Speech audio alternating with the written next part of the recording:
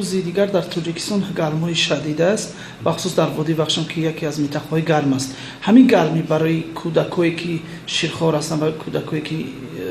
تا 5 ساله اینها چی ضرر دارد؟ همین گرمی در مثل منطقه‌های ولایت که گرمی اگر مثلا به ما میگه که فرو بیره فصل گرمی فرو بیره فقط کوشش کنید که مدار را فهمیدن نگه در